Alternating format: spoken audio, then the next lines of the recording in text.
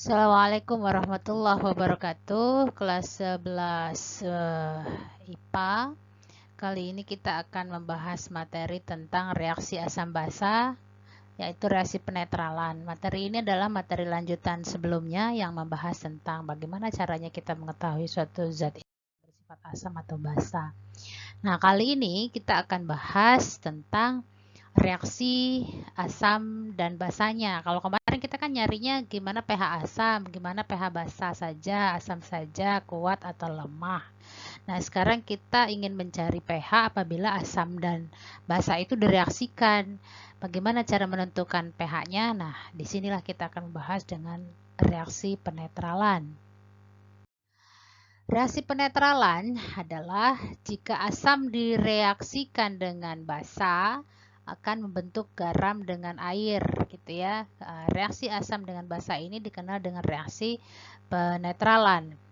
Contohnya adalah reaksi antara asam klorida dengan NaOH. Nih, asam klorida dengan NaOH direaksikan membentuk NaCl dengan H2O.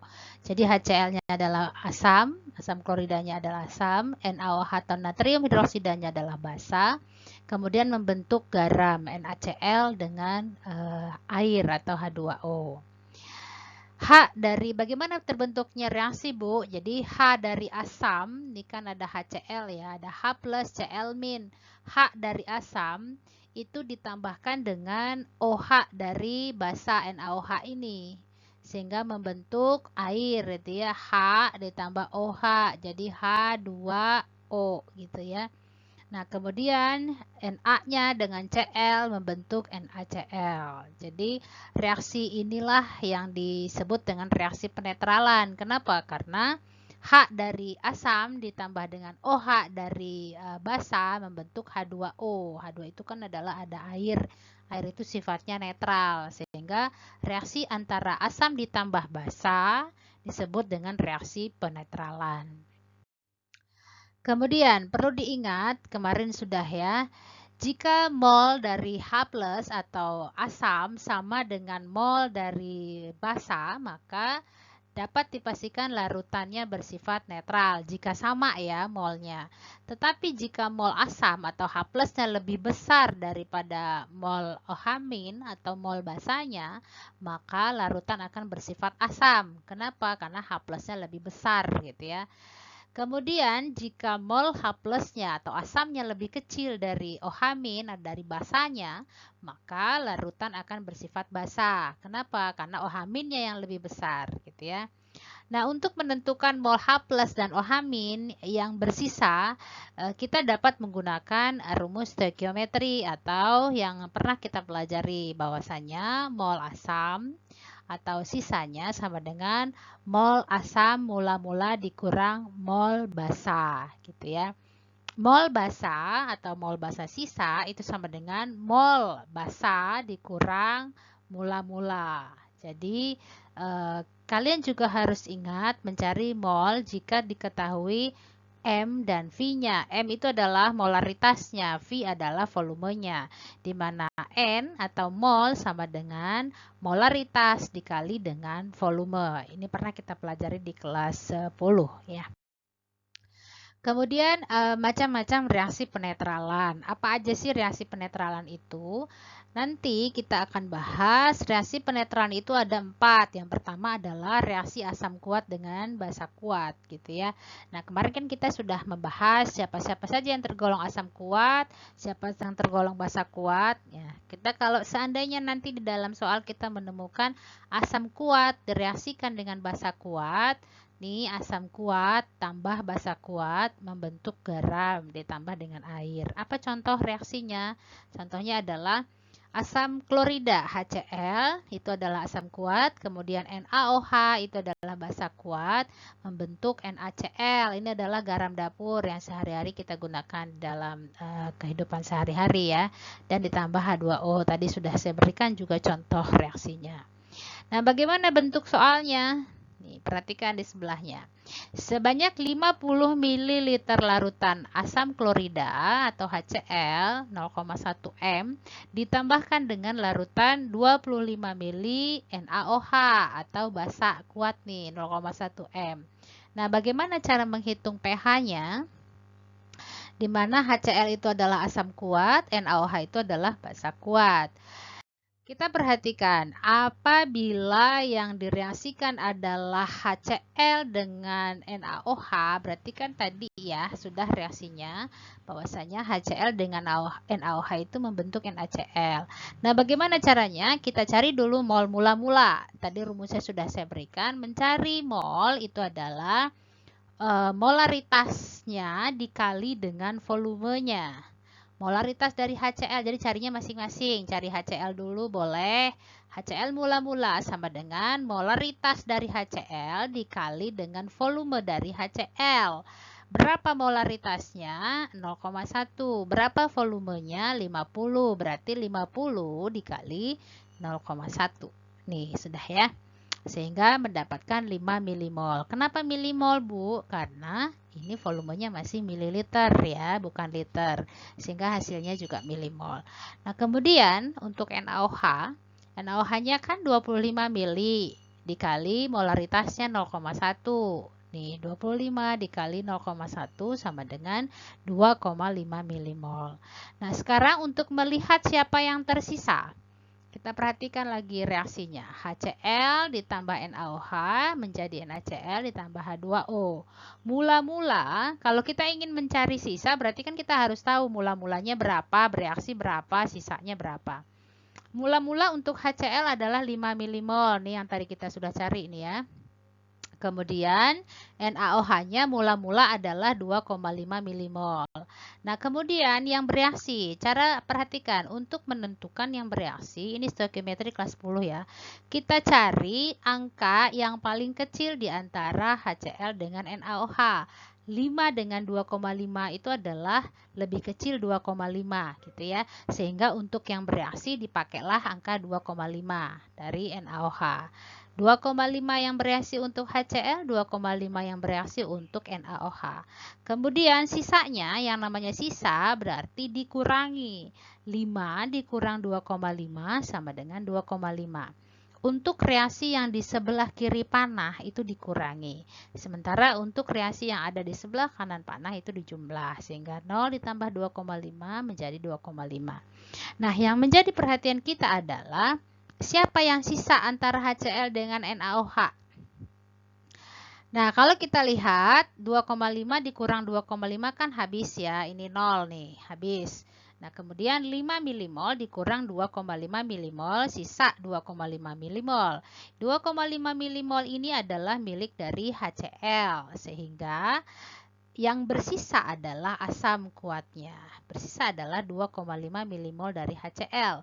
Maka kalau ditanyakan apakah sifat larutan tersebut, kita bisa pastikan larutannya bersifat asam. Kenapa? Karena yang sisa itu adalah asam kloridanya. Karena HCl adalah asam bervalensi 1. Bervalensi 1 itu artinya pada HCl itu H plusnya cuma 1 gitu ya.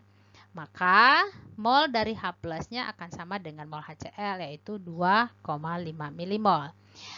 Nah, ini belum selesai. Kenapa? Karena yang ditanyakan adalah pH. Bagaimana selanjutnya? Kalau sudah kita ketahui mol sisa, ya 2,5 milimol nih tadi, maka kita bisa mencari H plusnya. Untuk mencari pH kan kita harus mencari dulu konsentrasi H plus ya. Ini yang menentukan H plus atau OH- adalah tergantung siapa yang sisa. Kalau yang sisanya adalah asam, berarti H plus yang kita cari. H plus sisa sama dengan mol dari H plus sisa dibagi volume total. Jadi mol dari H plus yang sisa tadi berapa? 2,5 milimol dibagi volume total. Ya, volume total dari mana? 75 dari 25 ml ditambah 50 ml. Kenapa? Karena dia dihitungnya adalah volume total. Jadi volume larutan keseluruhannya. 2,5 dibagi 75 ml sama dengan 0,033 molar ya. Nah, 0,033 molar ini apabila kita ingin menentukan nanti pH, kita butuh dijadikan dalam bentuk 10 pangkat ya. Jadi 0,033 molar ini sama artinya dengan 3,3 kali 10 pangkat min 2. Ini artinya pangkat ya, pangkat min 2. Sehingga setelah mendapatkan H plusnya, kita bisa mencari pH. Sebelumnya kita sudah bahas, pH itu sama dengan kalau di asam, pH sama dengan min log dari H plus. Kalau H plusnya sudah ketemu 3,3, maka pH-nya sama dengan min log 3,3 kali 10 pangkat min 2. Ya, sama dengan 2 min log 3,3 gitu. Nah, sekarang kalau kita perhatikan, terbukti pH dari sifat soal ini adalah 2 gitu ya, 2 min log 3,3. 2 itu berarti kan angka yang kurang dari 7. Nah, kemarin sebelumnya kan kita sudah bahas kalau pH antara 0 sampai angka 7 atau sampai angka 6 lah ya, itu bersifat asam. Karena pH-nya 2 berarti bersifat asam. Jadi ini terbukti ya bahwasanya yang sisa asam berarti pH endingnya harus kurang dari 7. Seperti itu. Kemudian kita lanjutkan untuk yang macam-macam reaksi penetralan yang kedua. Reaksi penetralan yang kedua adalah asam kuat dengan basa lemah. Tadi kan sudah kita bahas asam kuat dengan basa kuat. Sekarang asam kuat dengan basa lemah. Bagaimana cara menghitungnya? Asam kuat dengan basa lemah, contoh reaksinya ini ya. HCl itu asam kuat, NH4OH itu adalah basa lemah. Jadi NH4Cl ini adalah garam yang dihasilkan dari asam kuat HCl dengan basa lemah NH4OH. Nah, bagaimana contoh soalnya? Contoh soalnya kita lihat. Sebanyak 100 ml larutan HCl 0,3 molar itu ditambah dengan 100 ml NH4OH 0,1 molar. Di mana HCl itu adalah asam kuat, NH4OH itu adalah basa lemah. Ini kan sesuai dengan macam yang kedua ya, asam kuat dengan basa lemah. Nah, bagaimana cara penyelesaiannya? Kita perhatikan masing-masing seperti tadi sama ya. Reaksi kita buat, kemudian kita cari mol mula-mula dari HCl berapa, kemudian mol mula-mula dari NH4OH itu berapa. Untuk HCl kita lihat HCl adalah 100 dikali 0,3 sama dengan 30. Kemudian untuk NH4OH itu adalah 100 dikali 0,1 adalah 10. Ini mula-mula ya. Kemudian apabila bereaksi seperti tadi sama, mula-mulanya kita taruh, kemudian yang bereaksi adalah kita cari angka yang terkecil dari 30 dan 10 ini sebagai pengurangnya atau reaksi pembatas ya. Kita pernah bahas ini di stoikiometri kelas 10. Nah, angka yang kecil kita jadikan sebagai pengurang ya. 30 dikurang 10, 10 dikurang 10. Sehingga untuk NH4OH itu hasilnya habis 0 ya dikuranginnya. Sementara untuk HCl 30 dikurang 10 itu hasilnya 20. Nah, berarti kita bisa pastikan lagi bahwasanya dalam reaksi ini yang sisa adalah HCl. HCl sisa sebanyak 20 mmol. Nah, kemudian karena yang sisa adalah HCl, maka sifat larutannya asam. Kenapa? Karena HCl itu adalah asam gitu ya. Nah, bagaimana cara menghitung pH-nya? Sama ya kayak tadi. Setelah mendapatkan mol sisa, kita bisa masukkan konsentrasi dari mol sisa tersebut ya. Sama dengan mol sisa dibagi volume total ya. Ini untuk mencari H plusnya. Mol sisanya tadi berapa? 20 milimol. Kemudian berapa volume total? Volume total adalah 100 ml ditambah dengan 100 ml. Jadilah 200 ml. Nah, 20 dibagi 200 itu sama dengan 0,1 molar. 0,1 itu sama dengan 10 pangkat min 1 atau 1 kali 10 pangkat min 1. Setelah H plusnya kita temukan, kita bisa cari pH. pH-nya sama dengan min log H plus atau min log 1 kali 10 pangkat min 1. Jadi 10 pangkat min 1 lognya ya 1 gitu ya. Nah, ini juga terbukti karena pH endingnya adalah kurang dari 7, maka sifatnya asam. Pasti sisanya adalah asam gitu ya. Terbukti juga. Nah, ini contoh soal untuk asam kuat dengan basa lemah. Itu penetralan yang kedua.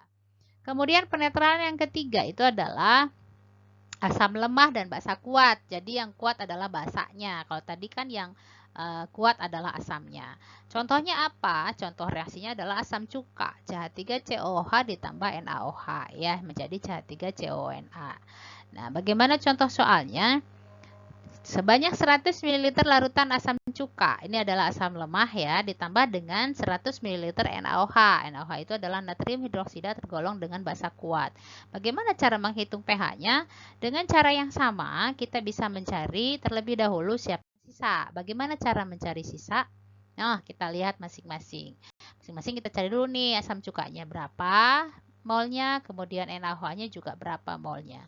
Setelah ketemu masing-masing, nih tahu ya 100 kali 0,1 dari mana? Dari asam cuka, 100 dikali 0,1. Kemudian NaOH-nya juga 100 dikali 0,3. Dapat nih ya. Nah, sekarang sudah terlihat nih siapa yang sisa ya. Asam cukanya cuma 10 milimol mula-mulanya, kemudian NaOH-nya 30 milimol mula-mulanya. Jelas lebih besar adalah 30, sehingga 10 kita pakai sebagai reaksi pembatas atau pengurang. Ya. Nah, sekarang kita lihat. Siapa sekarang yang sisa? Apakah tetap asam yang sisa? 10 dikurang 10 itu 0, habis. 30 dikurang 10 itu 20 nih. Kita lihat 20 milimol ini milik siapa? Ternyata dia adalah milik NaOH. NaOH adalah sisanya. Sehingga kita lihat, karena NaOH yang sisa sebanyak 20 milimol, maka larutannya bersifat basa, gitu ya. Yang sisa adalah basanya. Sesuai dengan judulnya tadi, kalau yang kuat adalah basanya, pasti yang sisa adalah basa. Biasanya seperti itu. Nah, karena NaOH adalah bervalensi 1, ya, bervalensi itu tahu ya, bervalensi 1 itu maksudnya OH-nya cuma 1. Maka akan sama dengan mol NaOH-nya. Nah, bagaimana cara menghitung pH-nya? Tadi kita kan menghitungnya pH asam ya. Sekarang kalau seandainya yang sisa adalah basa, gimana cara ngitungnya? Kita lihat. Yang sisa basa berarti konsentrasi yang kita cari adalah OH-, karena ini basa ya. Bagaimana cara mencarinya? Si konsentrasi dari OH- sisa sama dengan mol dari OH- yang sisa dibagi volume total. Jadi kita hitung dulu tadi sudah ya, yang sisanya berapa? 20 nih adalah volume basa yang sisa. Kemudian dibagi 200. 200 ini adalah volume total. Dari mana? Dari 100 ml NaOH ditambah dengan 100 ml asam cuka ya. Sama seperti tadi. Sehingga 20 dibagi 200 0,1. Dapatlah dia 0,1 molar. Nah, karena ini adalah pH-nya yang kita hitung akan pH basa, maka kita tidak bisa langsung mencari pH itu dengan min log OH-, tapi kita cari dulu pOH-nya. Seperti rumus yang pernah saya berikan sebelumnya ya, bahwa untuk mencari pH basa, kita cari dulu pOH. pOH sama dengan min log OH-. OH-nya sudah ketemu 10 pangkat min 1, maka pOH-nya sama dengan min log 10 pangkat min 1. Hasilnya 1. Nah, pH-nya baru kita bisa cari setelah pOH-nya ketemu. Dengan rumus yang sama seperti sebelumnya ya. pH itu sama dengan 14 dikurang pOH. Kalau pOH-nya sudah ketemu 1, maka 14 dikurang 1 sama dengan 13. Nah, karena pH endingnya lebih dari 7, pasti dia bersifat basa. Jadi terbukti ya, kalau yang sisanya adalah basa, maka pH-nya pasti lebih dari 7. Paham ya sampai di sini? Sangat mudah kan? Berarti reaksi penetralan ini kalau Ibu anggap selesai, hanya sampai di sini gitu ya, materinya gampang. Nah, yang terakhir baru asam lemah dan basa lemah. Kalau dia dua-duanya lemah, berarti kita lihat siapa yang lebih besar. Kalau seandainya, kalau lemah kan sebelumnya kita sudah bahas ya, kalau mencari pH asam lemah atau basa lemah, mesti ada Ka atau Kb, karena dia tidak terionisasi sempurna gitu ya. Ketetapan asamnya pastinya ada. Jika Ka-nya yang lebih besar dari Kb, berarti konsentrasi H+ yang lebih banyak, sehingga OH-nya bersifat asam. Garamnya bersifat asam. Jadi, kalau Ka yang lebih banyak dari Kb, berarti H+-nya lebih banyak, garamnya bersifat asam. Kalau Ka lebih kecil dari Kb, berarti konsentrasi ion H+-nya lebih sedikit dibandingkan OH-, sehingga garamnya bersifat basa karena KB-nya yang lebih besar. Nah, bagaimana jika di dalam soal harga KA sama dengan KB? Berarti sama, H plusnya sama dengan OH min, sehingga dia bersifat netral. Atau nanti pH-nya endingnya adalah 7. Nah, seperti itu saja, mudah sekali. Kita hanya memperhatikan siapa yang lemah, siapa yang kuat gitu ya. Kalau asam yang lemah berarti nanti sifat larutannya adalah asam. Kalau basa yang lemah berarti sifat larutannya adalah kalau basa yang kuat berarti larutannya adalah bersifat basa gitu ya. Bagaimana kalau dua-duanya lemah? Nah, seperti ini tadi. Terlihatlah siapa Ka atau Kb-nya yang lebih besar. Nanti itu sifatnya. Jadi, kesimpulannya untuk menentukan pH campuran asam kuat dan basa kuat, tentukan dulu mol dari larutan asam dan basa. Ini enggak hanya asam kuat dan basa kuat ya, ini artinya untuk penetralan juga. Tentukan mol dulu dari asam dan basa, tentukan mol sisa dari asam dan atau basanya, kemudian tentukan konsentrasi dari mol sisa tersebut, baru tentukan pH. Konsentrasi itu H+ atau OH-nya ya. Demikian saja, sangat mudah bukan? Nah, untuk membuktikan kita sudah paham, kita bisa latihan soal di halaman 202 buku paket kalian. Lihat latihan 5.4 hanya nomor 2 saja ya. Dan langsung dikerjakan di buku latihan, nanti seperti biasa. Kita lanjutkan di Google Classroom atau di WhatsApp group ya. Ibu cukupkan sampai sekian dulu. Mudah-mudahan bisa difahami dengan baik. Tetap semangat meskipun pandemi masih ada gitu ya. Tetap jaga kesehatan, cuci tangan, jaga jarak, dan juga jangan lupa memakai masker. Assalamualaikum warahmatullahi wabarakatuh.